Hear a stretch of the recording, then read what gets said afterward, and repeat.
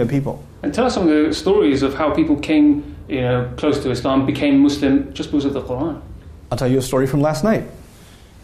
So I taught Surah Taha last night, some lessons from Surah Taha and the beauty of the story of Musa alayhi salam and how Allah tells it.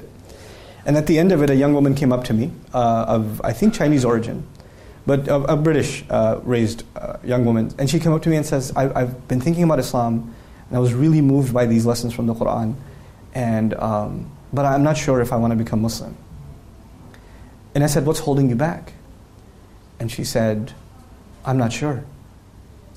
And I said, you have to give me a better answer than that. And she thought about it, and she said, my parents, my friends, people around me, pressure, stress.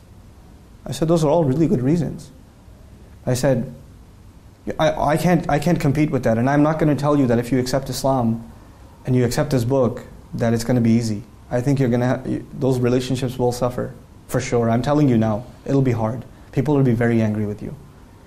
But what I can tell you is the peace you're going to enjoy in your heart and the relationship you'll get with Allah is worth the price. And she started crying. She's standing there, she's just crying. And I asked her, I told her, you know why you're crying? And she said, why? I said, because you've already accepted. Your heart already accepted Islam. And she starts crying even more. And I said, when you're crying, it reminds me of an ayah. تَفِيضُ أَعْيُنُهُم مِّنَ الدَّمْعِ. Their eyes, tears roll out of their eyes. And she starts crying even more.